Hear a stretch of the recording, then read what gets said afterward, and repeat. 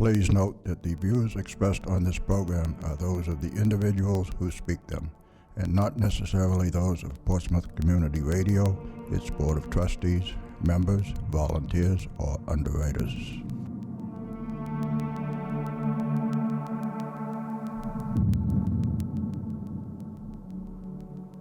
Good evening and welcome to Spirit Radio.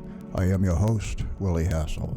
Along with my co-host, Lynn Nickerson, we will take you on a journey into the unknown where the paranormal becomes the normal.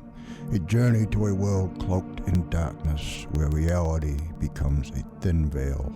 So sit back, relax, and join us as we venture into the shadows, the darkness, the unknown, and back.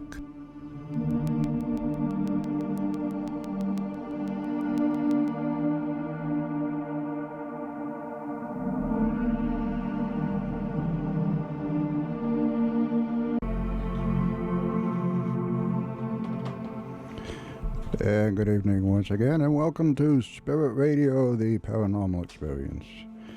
I am your host, Willie Hassell, your gatekeeper to the dark side, your guide to the realm of the unknown, the unseen, the unthinkable. And, of course, she is the always lovely, she is the mystical, she is the mysterious, Lynn Nickerson. And good evening, Willie. How are you doing? Hi, how are you? Great, considering how freezing it is out there. It's freezing out there right now, but, you know, I just heard the weather. And 59 degrees Christmas Eve. I know, next week it should be very nice, starting Sunday. So at least it's not snow. I'm very pleased about that. At least it's not snow. My heart is rejoicing. Well, good. I always like it when your heart rejoices. So, shall we get right to it here? Why not? All right. Well, this week on Spirit Radio, the Paranormal Experience, we welcome to the show Alex Matsuo. And Alex is an actor, director, and playwright, as well as a paranormal investigator and author. She grew up working in theaters since she was a young girl and became fascinated with the connection between theaters and hauntings. Alex has been studying the paranormal seriously for the past 10 years and is the founder of the Association of Paranormal Study. In her recent book, The Haunting of the 10th Avenue Theater, Alex explores San Diego's renowned 10th Avenue Theater, home to an unlikely cast of ghosts, from apparitions of a child who died a tragic death to a suicidal pastor. There is unfinished business lingering in the walls of this former church turned theater. So why don't we now welcome to Spirit Radio Alex Matsuo. Good evening, Alex. How are you? Hello. Hi, welcome to the show. Welcome. Glad you could join us tonight. So have we got a good connection? Thank you so much for having me. Oh, our pleasure. So you're a very busy person. This is your third book? Yes, actually, technically it's my fourth. I did write a non-paranormal book about, maybe a year ago. But, yeah, I like to keep myself busy. Yeah, with all your directing and everything. Your books, did you self-publish the first three? Yes, I did, actually. Wow, it's very enterprising of you. Yeah, it ended up being a good decision, at least for me, because I could write what I wanted and sort of do things my own way and such. And ended up opening the doors to becoming published. So it ended up working out. That's fabulous. So you're presently in a production, is that right? Or is it your production that you're the playwright of? Right now I'm taking a little break. I'm actually getting back into the swing of things next month. We'll probably be in a few productions for the next 6 months. So, plus going to some conventions on the East Coast and making some appearances. And yeah, it's going to be 2016 is already looking pretty good. So where are you right now? What state are you in? I'm in North Carolina. Oh, okay. So you actually are on the East Coast. Well, what town? Yes, I'm in Raleigh. Oh, okay. Great. Well, we might as well jump right into 10th Avenue. So I was going to do a little intro here, and I'm going to take some liberty and make a rather broad statement, but I think you'll see the truth in this and agree with me. Ghost stories are kind of like Westerns. Everybody loves a Western, and everybody loves a good ghost story. That's right. So, Alex, this is where your story begins. As a child, you had a few experiences in your home, but not so much so to the point that you'd consider yourself psychic. But in the pursuit of your theatrical dreams, the paranormal was hovering just backstage in the shadows of your mind, waiting for some attention. So you began an investigative team. So what I'd like to know is if you could tell our listeners a little bit about the details of your paranormal experiences as a child, how that evolved, including the instance where the woman hovered over your bed. Oh, yes. So my first and most memorable paranormal experience took place in a little river town in Kentucky called Catlettsburg. And it was at my great-grandmother's house, or as I called her, my mama. The house was very old. My grandmother was born in that house. My great-grandfather died in the house. So the house had seen both life and death, very old. And every summer when I was growing up, we would go to Catlettsburg for a few weeks, because I was off of school and everything. And I was always very uneasy in that house. Really? I didn't know really why I was frightened all the time, but especially at night. And at night, the walls would bang, and it always, there were sounds where someone would be walking around the house, and I would ask my Mama was making that noise, and she would say, "Oh, it's the devil trying to get in. Don't worry, child, just pray." So when you're 7 or 8 years old, that's rather terrifying. So, and the room I slept in had a very hard mattress. It was one of those old mattresses where they didn't really sink. They just tipped to the bed tips instead if someone were to sit in the bed. And my mama knew I was always scared at night, so she would come sleep with me. And tradition, I'd be laying down, and I would feel the bed tip, and my little body would slide down, and it would hit my mama, and it would stop me from flying off the bed.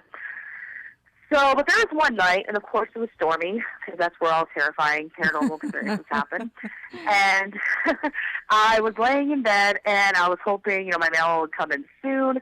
I was between 6 and 8 years old, and I was laying there, and I felt the bed tip, and I had this feeling of relief of like, oh, good, Mama's here. The bed tipped, and I slid completely off the bed. That's amazing. So there was nobody there, and the bed I looked at the bed, and I just watched it flatten out, like someone had gotten up. So that's creepy. Who do you think was doing that? Started it all. Who do you think it was, Alex? I think with the history of the land and such, I think it might have been a family member. It could have been my papa, my great-grandfather. Mm-hmm. Maybe he was trying to, since my mama was watching TV, maybe he was trying to come in and give me some comfort. Well, dumping you on the floor? Yeah. Well, he tried. Anyway. Yeah, he tried to give you comfort. He did his best. But go ahead. Yeah, and ended up, scarring me for life, but but in a good way, I guess. But, so that's where, I think that was my first experience where, okay, this is more than just I'm hearing sounds where, those can be debunked, but I actually had that experience.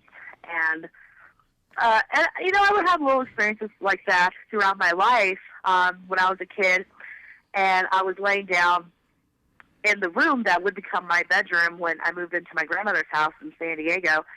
I was laying on the bed, and I was just looking up at the ceiling. There was nothing up, nothing above me.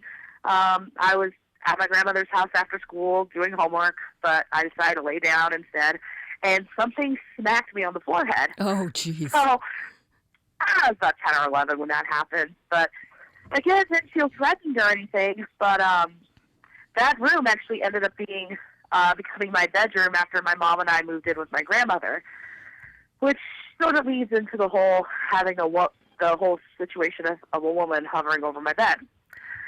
That one happened my senior year of high school, and I was having an interesting year. I decided to homeschool instead so I could join a performance group, a drama group that traveled. I couldn't go to public school, so decided to homeschool. And it was one night, I don't remember specifically the time of year, it was like early spring. It was like we were getting towards the end of winter, but I use that in quotation marks because there's really no winter in San Diego. So, True. I was laying in bed. I just laid down, just staring up at the ceiling again. My bed was in a similar position to this incident that happened before, and all of a sudden I couldn't move. Like I tried to move my legs to readjust, but I couldn't move, and my arms weren't moving, and it was very similar to sleep paralysis, except I was completely awake. Yeah.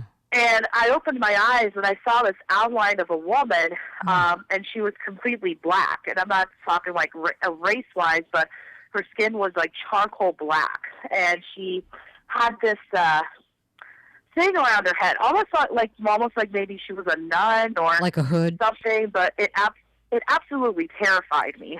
I can see why. Felt Yeah. threatened. Pardon? I can see why. It would terrify me too. Yeah, so I was terrified, and I felt her breath on my face and whispering in my ear, like licking my face. I mean, it was I was terrified. So I tried to scream, but I couldn't. I couldn't tell you how long the experience lasted. I mean, it was probably maybe a minute or two, but it felt like an hour. So,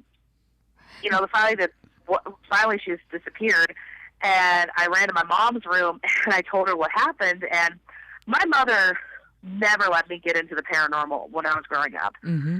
I couldn't even read the Goosebumps books. I couldn't watch anything on TV. Anything paranormal related was off limits. So when I told my mother this, she freaked out. And I ended up not sleeping in that room for a good 2 or 3 months. And even when my cat would walk by my room, she would hiss at it like there was something in there. Yeah. And my mom's room was down the hall from my bedroom, so when I was laying in bed, she had a California king, and from where I was laying, I could see my room down the hallway, and it was always blacker than black, and it felt like someone was watching me, and eventually we had people come in to pray over the room, but then they said, you need something else, you need someone stronger to come in, and I'm like, okay. A different approach. A prayer group that came in and prayed over my room. Mm-hmm. And ended up getting the Greek Orthodox Church involved. Really? And the reason why Greek Orthodox was because my Southern Baptist Church didn't want to touch the situation. And someone in my drama group, he was Greek Orthodox, and my mom was talking to her mother about what happened.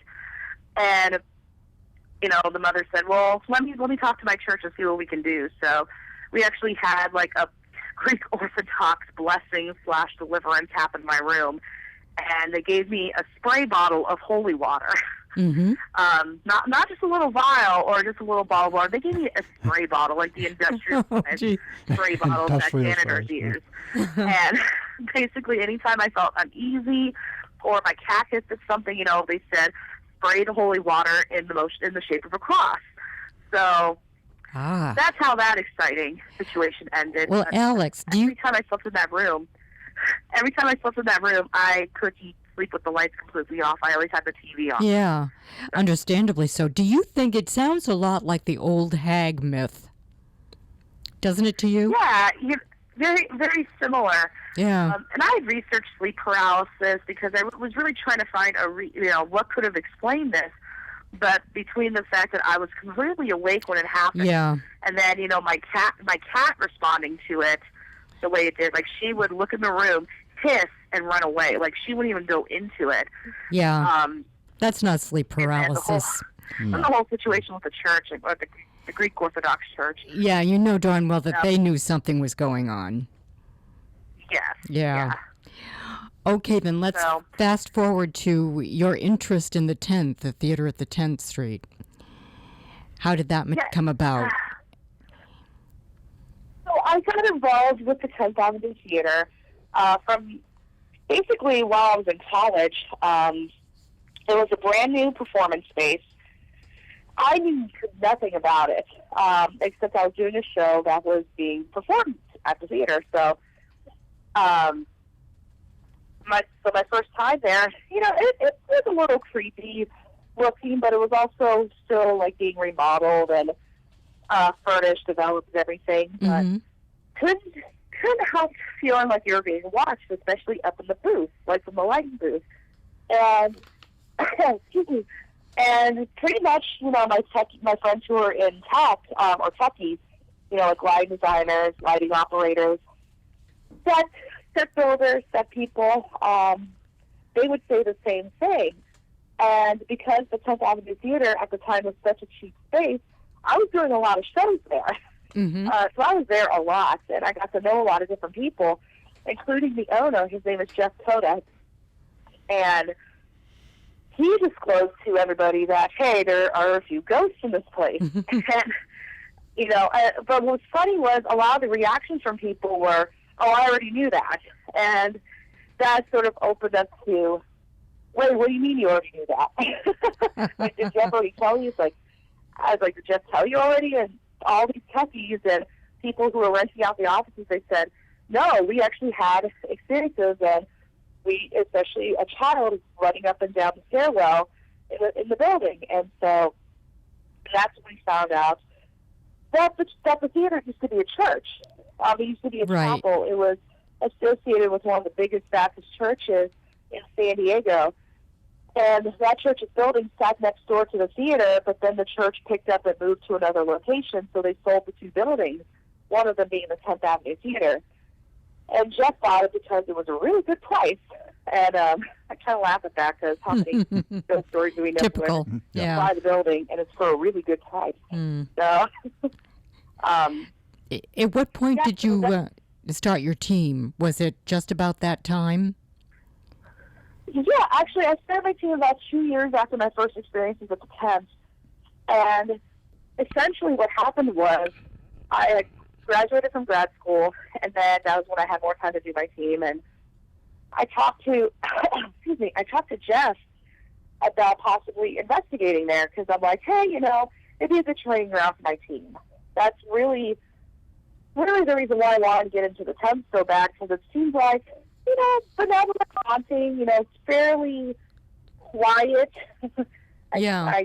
That was an incorrect statement at the time, but it was fairly quiet, and what really got it going was in January I had a stage reading for one of my plays, and basically what happened, my person who was supposed to work the lighting couldn't make it at the last minute, so I gave my actors very strict instructions. I said, don't start the play until you see the lights in the audience go down. And they said, oh, okay. So after I did my introduction, in my heels, I'm running out of the stage area and running up the stairs to get to the booth so I can turn the lights down, fumbling with my keys because you can't get into the booth without a key. Fumbling with my keys, I open the door, and I hear my actors starting, and I'm like, what are they doing? But then I look, and the lights to the audience have turned down. Wow. So the audience lights were turned down and the stage lights came up. Yep, basically. Wow, that's kind of creepy. Well, Must have been that shadow in the sound booth. Yeah, somebody was helping you out there. Huh? Yeah, pretty much. So that was I definitely got to get into this space. Okay. So what happened? You wound up finding at least 3 entities that you can identify, but there were other things going on too. So how about if let's cover all of them, because I think the British lieutenant and Missy and the pastor have really interesting stories. Yes, so the British lieutenant has a really, really interesting origin story because I have been very much fascinated with ghosts in World War II. Mainly because my grandfather fought in World War II as a Japanese-American soldier. So very much into that whole history. And the story was, it was in the 40s. There was a doctor who so I guess I need to go into the backstory of the chapel. So the chapel was commissioned by the church to be built so that military would have a place to go pray and worship 24 hours a day, no matter what time they came into port. Mm-hmm. And what happened was there was a military doctor who came into port, and he had just come in from Japan. And so he come in to pray over his patient, specifically one, a British lieutenant, who, excuse me, who passed away basically while the doctor had his hand over the lieutenant's heart. Excuse me, I am battling an illness right now. Oh, so sorry. Ooh, pardon me, just a moment. The British lieutenant was supposed to be one of the entities that Alex ran into.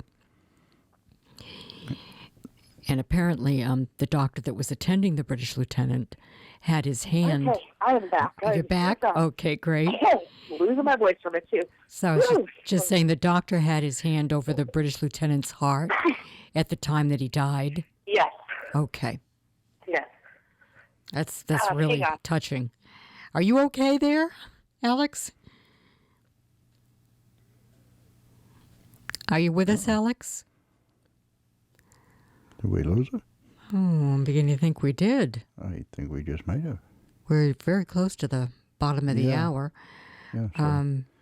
So if she. Okay, excuse me. I'm so there sorry. she is. Oh, all right, good. We thought we lost you. Whew. Yeah, no, I'm here. Okay. I'm sorry. Can you talk okay? Yeah, well, interestingly enough, every time I talk about any of the stories with the temps, I get really sick. Or I start coughing a lot. That's interesting. Yeah, really weird. Anyway, so the doctor had his heart over, or his hand over the British lieutenant's heart, and the heart stopped beating in his hand. So that particular experience really shook him up. And so the doctor went to go pray for his patient, and then he started to have convulsions, like a seizure, in the chapel. Passed out, and to the church staff's knowledge at the time, they didn't really know what had happened, but the doctor woke up and recovered just fine. So, a little bit of a confusing experience. But afterwards, the church staff started to hear orders being buzzed in a British accent. So, and that chapel area now is now the main stage area. And where, this is probably my favorite part, where the British lieutenant is seen is primarily up in the lighting booth. Oh. So this was before Jeff had ever really revealed to anybody what specifically the ghost stories were at the time. So do you suspect that it is the British lieutenant that is up in the lighting booth most of the time? Do you think he's the shadow you see? Yep. Okay.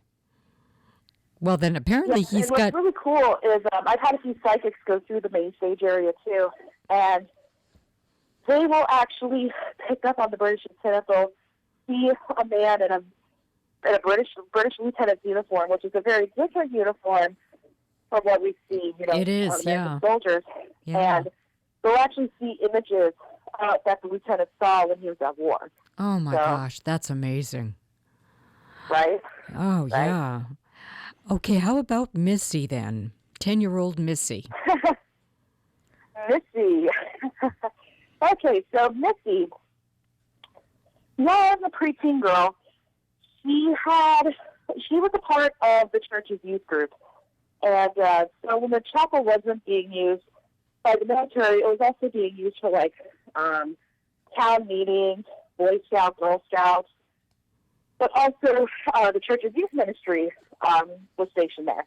So the rooftop, there's about 4 floors total to the 10th Avenue Theater. The rooftop was kind of like a gymnasium. There was a basketball court, tennis court. And it was a hot day in October, which happens in San Diego. I have to tell people that. And Missy wanted to go inside. And her youth pastor said, no, you need to wait. I have to find someone to escort you down because Missy wanted to go eat. So Missy didn't want to wait in life, so she ran down the stairs instead, and the pastor chased after her. And she kept saying, "Catch me if you can, catch me if you can, catch me." And then he heard a thud, and Missy had lost her footing, and she basically hit her head on the pavement, and she cracked her skull open. Oh, I bet those steps are lined in steel, aren't they? I think they are. The edge of this, I think the edge of the steps are lined with steel to make them stronger. Yeah. It looked like that in the picture. So she must have really. That's a shame.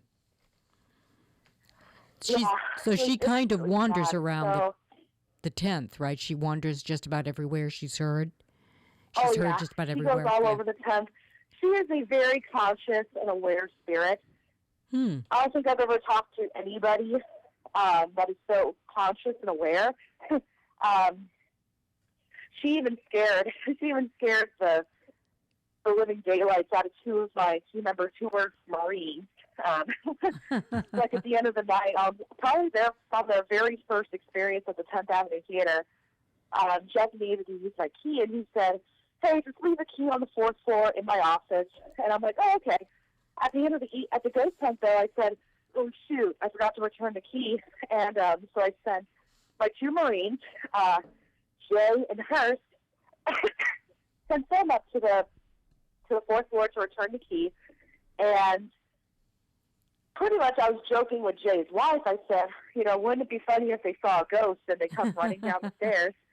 And sure enough, I hear the guys screaming, and they're running down the stairs, and Jay is skipping like 4 or 5 steps at a time.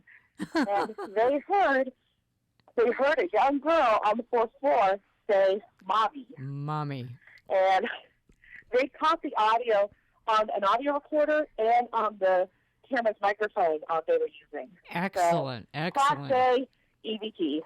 Well, okay, Alex, we're down at the bottom of the hour, so I'm going to interrupt you for just a moment, and we're going to come back in just a couple of minutes here. We're talking to Alex Matsuo, and she's the author of The Haunting of the 10th Avenue Theater, actually in San Diego, California. And we'll be back in just a couple of minutes. Don't go anywhere.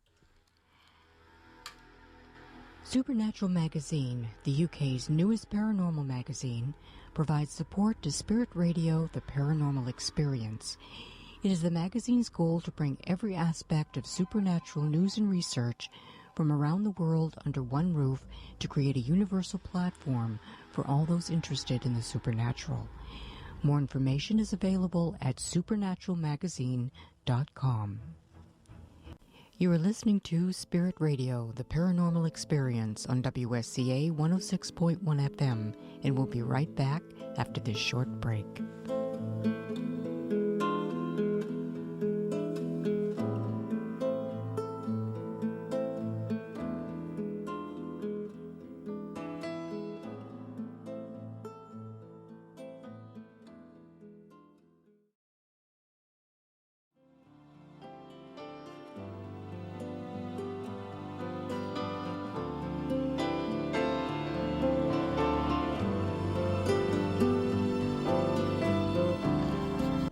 You're listening to Spirit Radio, the Paranormal Experience on WSCA 106.1 FM in Portsmouth's West End.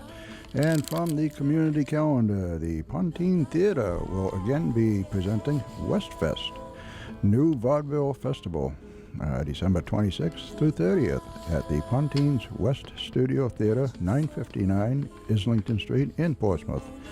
This family-oriented festival features magic, mirth, and mayhem. Each performer is skilled in multiple forms of entertainment, including physical comedy, juggling, clowning, and more. Showtimes are scheduled for 2 p.m. Ticketing and other information can be found at info@pontine.org or by calling them at 603-436-6660. And we have some upcoming guests to the show. Yes, our upcoming guest list starts with the 26th of December, and we're taking that off for Christmas. January 2nd, the topic of this week's show will be Maritime Mysteries and Haunted Ships of the New England Area. Willie and I may also have a surprise guest in the studio to talk about some personal experiences with seaport ghosts here in Portsmouth. January 9th, Jeremy D'Entremont is returning, and he'll be discussing his latest trip to the West Coast, visiting the lighthouses out there, as well as letting us in on some of the ghost stories. January 16th, we're hosting Valerie Lafazzo and Mike Stevens, and they're very good friends of ours, and they're founders of the Seacoast Saucers Group, which is a group people can attend and air their personal concerns about UFO experiences or sightings. January 23rd, we welcome Andy Kitt. He's author and founder of the Kitt Research Institute of Consciousness Studies, and he'll be in the studio to apprise us of his new program schedule, which includes his upcoming speakers and workshops. On January 30th, we're welcoming back Reverend Betty Comerford and her writing and investigative partner, Steve Wilson, and they'll be discussing their book, which was jointly written, The Reluctant Empath. And February 6th, Sarah Sutherland is another one of those people dogged by her psychic experiences. Her book, Haunted by the Abyss, is a first-hand account of encounters with a demonic force, aliens, and spirits from a Missouri cemetery. And there's more. It'll be an interesting show. And that's our guest list.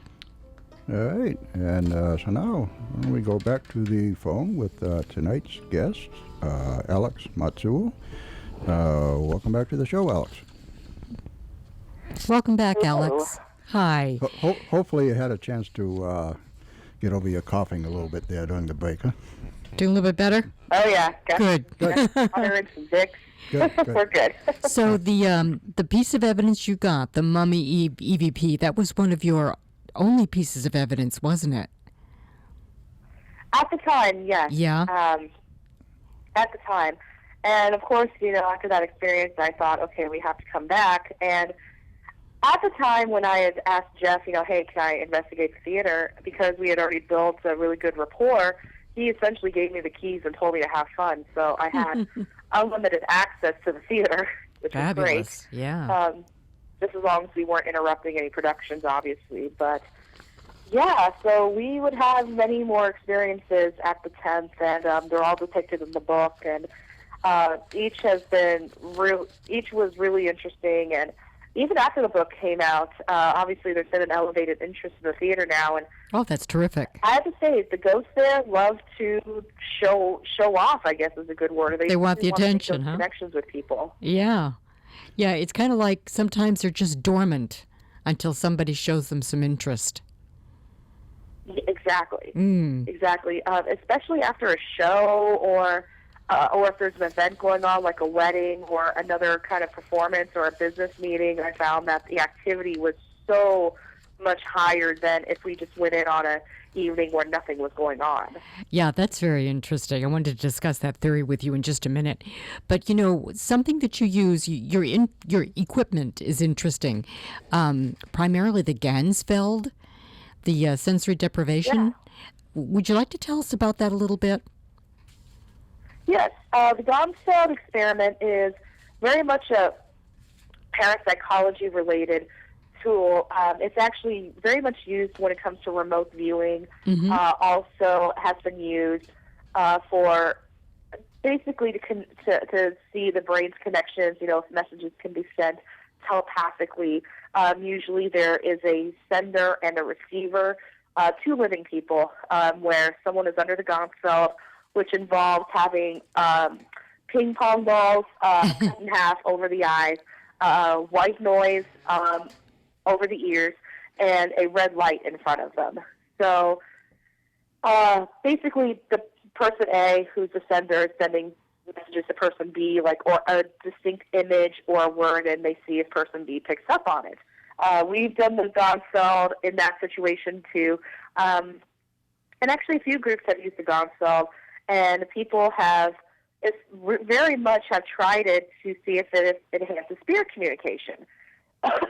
And we used the Gansfeld in spirit communication at the 10th, and Actually, I think I've had about maybe 6 or 7 people under it at the 10th, and very fascinating in terms of what kind of messages they receive, Yeah. depending if they have psychic abilities or if they don't, or if they just want to see what they pick up on. Some people have heard screams over the Gonfeld, like Missy screaming as she fell down the stairs, or images of early San Diego, like when the church was built. That's fascinating. Really cool images and messages have come through. And honestly, I feel like whatever kind of avenue of communication that is being used, Missy and the lieutenant, and as well as the pastor who's haunting the place, they very much use it. That's it operates on the similarly as the principle for the psychomantium that was popularized by Dr. Raymond Moody, and then going even farther back in history, it's similar to the Greek necromantian. I believe that's how you pronounce it. And it's sort of a form of scrying, and you can do it. The method is the principle is very similar. The method just varies a little bit. And I had never heard of your Gansfeld method. I think that's really cool. So you have to be stationary to do that? Yes, you do have to sit down and do that. Yeah. You have to basically sit for a little bit, but I did create a mobile Gonfeld too, and I actually used it on the Queen Mary. Oh. Really, it's you have the white noise on a mobile device, and we actually had head helmet with the red light on it, and then we just stick the ping pong balls over the eyes, and that way we can travel with it a little bit. But the Rhine Research Center in Durham, North Carolina, about 20 minutes from where I live, they have a huge Gonfeld room. It's probably the coolest thing I've ever seen. Really? So, I hadn't heard of it before I read your book. oh yeah, it's a really interesting experiment, and I know the Rhine has done a lot of work with it. I was going to say a lot of there was one organization that. Psychological experiments have used it before. I have seen it on TV, but not as a ghost hunting tool, which I think is really appropriate. Oh, neat, yeah. It's very much so, because, if you think of it, the people who are utilizing it as a sender-receiver situation, they're living, so, why not do it when you're deceased as well? You Sure. never know, I guess. Yes. Will, you had a question? No, I was just going to ask about the ping pong balls. Are they just solid, like half ping pong balls, or do they have a hole in them to let light in? Or? Basically, they're cut in half, the ping pong balls are, and they're just over the eyes. It's to create that seamless white plane. Like a little cup, a little white cup over your eye. Yeah. I just wasn't sure if there was a hole in this. I know of it. Yeah. And then ping pong balls, or some groups have also painted goggles white and put it over their eyes. Yeah, and I've seen that too. Anything just to make a white. And then what do you use for a red light? Is it just like a red light bulb or something? Yep, red light bulb. Oh, okay. Okay. Well, there was something else that you discussed. Like you did just mention that after a theater production, when the energy is really high, that the theater seems to be a bit more active. And you had mentioned the tulpa theory. So maybe you'd like to tell our listeners about that. And I wanted to discuss that with you for a minute. Okay. We can definitely do that. So the tulpa theory essentially is a thought form theory where if someone or a group of people put enough energy into an image, a person, a being, then eventually they will manifest into a conscious living entity, I guess you could call it. Very much a Buddhist, comes from Buddhist tradition, and where, the monks who have extraordinary levels of concentration, far surpassing anything that I possess.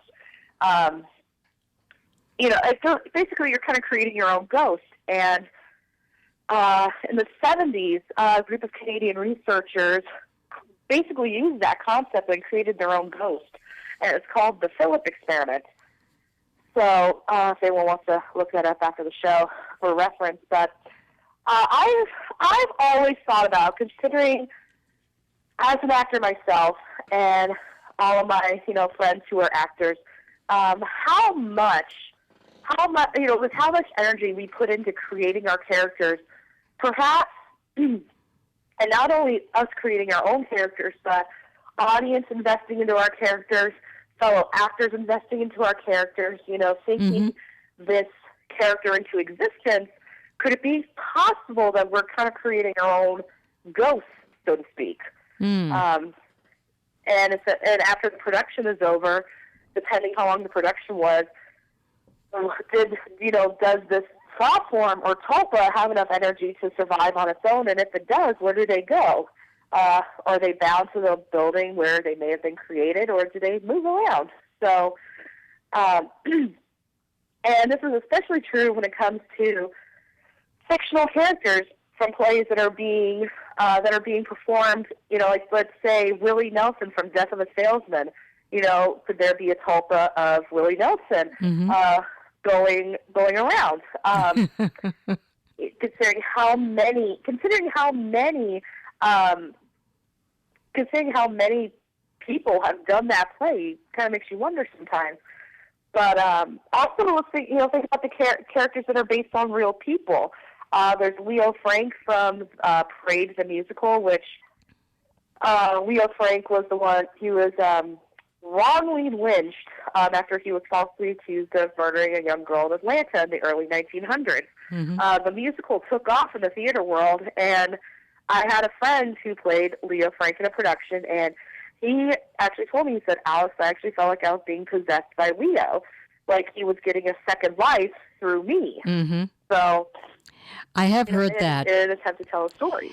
Dead concert pianists channeling their energies and their creative abilities through a present-day pianist. I have heard that.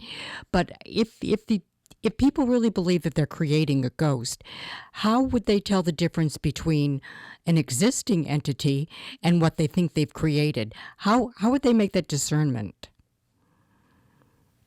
I guess if you were engaged with the entity, I guess asking questions, asking about their history, their life, and seeing if it lines up with history. Well, do they actually get responses from history? And do they get responses from these characters or these ghosts that they create? I mean, do they get like voice EVPs, something other than just innocuous rappings or noises? Like, how do you know who is? To be like. Go ahead. Oh, sorry. Using noises, rapping, that's a huge tool. Depending, and I honestly want to give this a try one of these days with a longer running production, and luckily there is one in San Diego. What about having the actor who played that person engage in conversation with that character or that tulpa or that thought form, and see if that makes a difference in dynamics? Because sometimes it does, I believe. Well, when you have the person who invested that energy, their energy into that tulpa's creation. Well, let's say that, a bunch of Buddhists are sitting around and they're trying to create this thought form and they think they've done it. Do they get like vocal feedback from the thought form that parrots back to them what they thought they created? Or is it just something that has come in and started responding, but you don't know exactly what it is? How do you discern whether or not it's something that was created or if it was something that was just already there? I think you would have to, one, use repeated, what's a good word for this? Repeated interactions, asking the same question several times and looking for consistencies. But do you get answers? I mean, you get vocalizations, or you get like a response and spelling something out on the Ouija board type thing? Yeah, I would say using that. Vocalizations would be, okay, yeah. But I've heard the vocalizations in forms of singing. Having that entity complete a thought, so to speak, in a song, so completing the lyrics in a song. I've heard that happen actually in the context of Parade. Luckily, with the playwright, when he wrote the lyrics, he used actual words that were spoken in the courtroom, and also other writings from Leo Frank. So we were able to draw in that context. that I think we were actually communicating with the ghost of Leo Frank. I don't think so. I believe he's very much resting in peace, but Okay. because I mean, who's to say that he went to San Diego and possessed, my friend Justin, who played the role? I mean, I don't know if that's possible, but but I have a whole thing on Hamlet I can go into with that. But yeah, I think one, you have to have the repeated interactions, asking the same questions, for different responses other than rappings, seeking the vocalizations, asking them to move things. Okay, yeah, that would give it some identity. Having the person who was involved in creating the tulpa involved in the process, because that will give you an indication whether you're dealing with a tulpa or dealing with a ghost, because, like I said, I believe that having that person involved in the process, it's their own energy. Yeah, they'd be able to tell. Reacting to. So I think that would change the dynamic quite a bit. Well, concentrating on some of these other ghosts that you did find, there was a Victorian woman that was spotted. Was her identity ever accounted for? Not yet, not at this time. We did find another woman, though, who was haunting the bathrooms on the third floor of the 10th. Her name is Carol LaRock. Oh, you had a name. That's terrific. Yeah, we got a whole name and everything. Yeah, she was actually a member of the church. Very much one of those high-maintenance OCD members who meant well. She meant well, but I think people were a little bit irritated with her, especially the ones that I interviewed who knew her. Poor thing. But one of her biggest headaches with the chapel was the bathrooms on the third floor. They weren't hinged correctly, the stall doors in the bathroom. Like some of them would swing in, some of the doors swung out, some had a right hinge, some had a left hinge, and Carol had a little bit of OCD, and I think that followed her into death, because essentially how we found out that she was haunting the bathrooms was the team kept getting really weird things on their ovulus, like clean, dirty, mess, and they're like, well, what kind of words is what's going on here? And they were right next to the bathroom. And when they got into the bathroom, the psychic medium on our team was like, wait a minute, there's a woman here. Like, wait, what's going on? So, and through some of our connections with the church, we found out that there was a woman named Carol LaRock who was very much loved the church. Her funeral was at the theater when it was still a chapel, and apparently that was a big issue that she had with the bathroom doors. And the way that we can get her to talk to us and interact with us is if we make a mess in the bathroom. No kidding. So we're talking like throwing paper towels on the floor, like unraveling some toilet paper. You get her attention. Putting soap on the sink, making a mess. That's passive provocation, I used to call it that. Subtle provocation. Yeah, it's fun provocation, though. It's not bad provocation. Yeah. How about the identity of the little boy? Did you ever ascertain who he was? We've been, through the interactions we've had through investigations, that he was probably a relative of Missy. We're thinking either a cousin. We don't think it's a sibling because we're not getting that connection, but very much like probably I'm thinking cousin or maybe even a nephew who had passed away, I would say probably like in the last 20 years. Yeah. Because Missy died in the 60s. So, and that would very much be familiar territory. And he's a little later. For both of those families, which is why I think Missy hangs out at the 10th still. But we're still working on it. We definitely were, I think, successful in identifying Carol. Still trying to find the Victorian woman. But also at the same time, we've learned that the 10th Avenue Theater is very much I don't want to use the word hotspot, but the theater takes in a lot of transients. A lot of people coming through and passing through. So, and I say why not, because that place is, the building's an amazing building. So yeah, even I saw it's beautiful. When I passed on, I would be happy to go there. Yeah. So, Well, now that you're There's living tons of energy there. in North Carolina, Alex, have you started another team, or have you started like another chapter of your original team? I started a chapter of my original team, Good. and we've been trying to get into a few places. There is a haunted theater here in Raleigh. We're almost there in getting the connections to get in there. But we have a team out here. We also do a meetup once a month. Oh, good. We yeah. do it at a really cool location that's also haunted. Uh-huh. I won't say it on the air because then people have to join our meetup group to get that info. We primarily focus on client cases, taking on the residentials, and then doing the public education aspect through our meetup groups. So real quickly, do you have another book in the wings?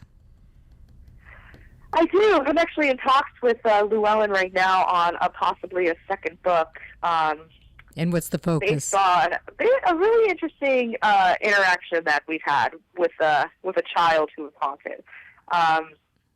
Won't say too much yet because it's still all in the works. But right now, we're definitely talking with Llewellyn about a possible another book. Terrific. Well, Alex, we are at the end of the show, so I know it goes by really quickly, doesn't it? Would you like to give out your website or where people can buy your books? Yeah, you can pick up a copy of The Haunting of the 10th Avenue Theater on Llewellyn's website, llewellyn.com or Amazon. Just type in Haunting of the 10th Avenue Theater. It'll pop up. It makes a great stocking stuffer for those who still try to find something for your ghost hunter for Christmas. And you can also find me on alexmatsuo.com. You can also find me on Facebook. Type in Alex Matsuo, and my private page will pop up, and my public page will too. Feel free to like it. You can follow me on Twitter. I accept all friend requests unless you seem like you might have a fake profile, then I won't. But I accept 99% of my friend requests. And, that's basically where people can find me. Terrific. All right. Alex, thank you. You've been a delightful guest. Thank you very much, Alex. Thank you so much for having me on. Oh, certainly. Well, you have a good evening. You too. All right. Good night. Thank you, Alex. Good night. Good night. All right. Well, that's Spirit Radio, the Paranormal Experience, another week. And we will not be here next week. That's right. We're going to take the week off for Christmas, so we want to wish everybody Merry Christmas. And wonderful holiday season. And we'll be seeing you in a couple of weeks then. And Craig Moshe's coming on, and that's it for tonight. So thank you, everyone, for listening. Have a good evening.